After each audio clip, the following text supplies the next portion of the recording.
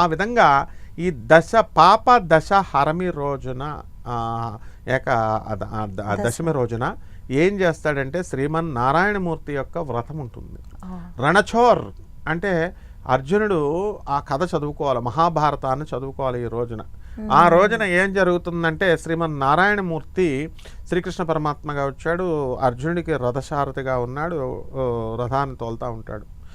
అర్జునుడు ఏం చేస్తాడు, ఆయనకి తెలియదు అనమాట. నేను ఈ రోజున ఏమైనా సరే నేను కర్ణుడిని వేసేస్తా అంటాడు. కర్ణుడు అక్కడ విజృంభణ చేస్తున్నాడు.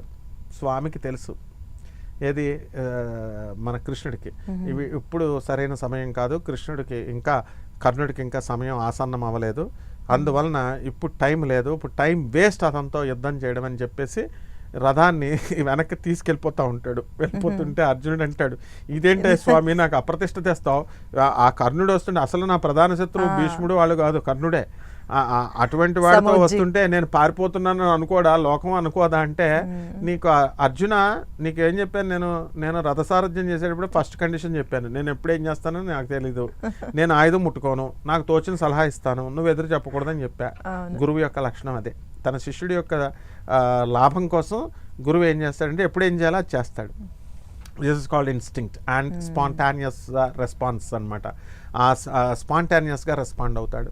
అప్పుడు అర్జున నీకు తెలుసా నాకు ఒక పేరుంది, రణచోర్ అని పేరుంది, ద్వారకా వెళ్ళిన ఆయన బేటి ద్వారకా అని అన్నీ ఉంటాయి, 4 ద్వారకలు ఉంటాయి, అక్కడ రణచోరుడే ఉండేది, ద్వారకాధీశుడు అంటే పారిపోయేస్తాడనమాట. అందువలన అప్పుడు అర్జునుడు అంటాడు, మరి ఎలాగా నాకు అప్రతిష్ట అంటే, సరైన సమయం వచ్చినప్పుడు నేను చెప్తానంటాడు, తీసుకెళ్తాడు. ఆ తర్వాత సరైన సమయం వచ్చినప్పుడు అర్జునుడి చేత కర్ణుడిని చంపింపజేసేస్తాడు. అంటే ఇక్కడ అధర్మం పైన ధర్మం యొక్క విజయ గాథ, మహాభారత గాథ ఈ అధ్యాయము ఈ పాప దశ హరమి రోజున చదువుకోవాలి.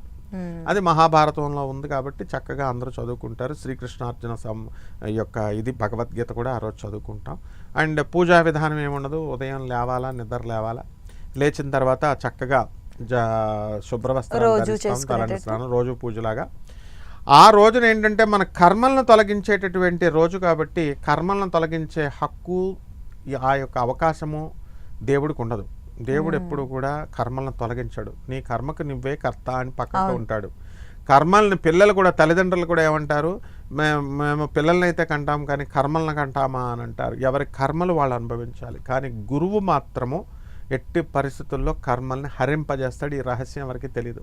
అందువల్లనే గురు రూపంలో మాత్రమే జగద్గురు అయినటువంటి కృష్ణుడు వసుదేవ సుతం దేవం కంసచాణూరమర్దనం దేవకీ పరమానందం కృష్ణం వందే జగద్గురుం. శ్రీకృష్ణ పరమాత్మ జగద్గురువు కాబట్టి మన అందరి యొక్క ఆ కర్మస్థానంలో ఉన్నటువంటి ఏ గ్రహ అరిష్టస్థానగతా తేషాం గ్రహాణం శుభ ఏకాదశ స్థలఫలా వ్యాప్త్యర్థం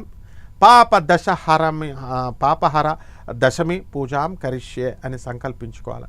ఏ గ్రహాలైతే చెడ్డ స్థానాల్లో ఉన్నాయో ఆ గ్రహాలన్నీ కూడా శుభమైనటువంటి ఏకాదశ స్థానాల్లోకి రావడానికి గాను ఈ పాప దశ హరమి వ్రతాన్ని నేను చేస్తున్నాను అని సంకల్పించుకొని ఆ శ్రీమన్నారాయణమూర్తి యొక్క ఆ మహావిష్ణువు యొక్క పూజ మనం చేసుకుంటాం.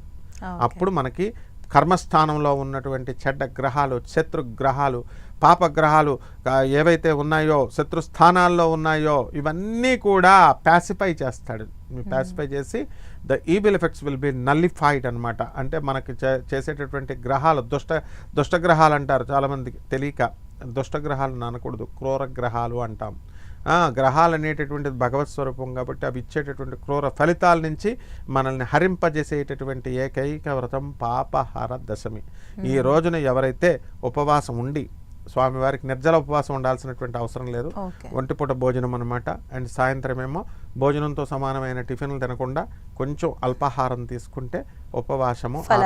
ఆ రోజున ఉపవాసము అంటే ఏంటంటే వసించుట, దగ్గరగా వసించుట. ఆ రోజు మన ఆలోచనలన్నీ కూడా శ్రీమన్నారాయణమూర్తి శ్రీకృష్ణుడి మీద ఉండాలి.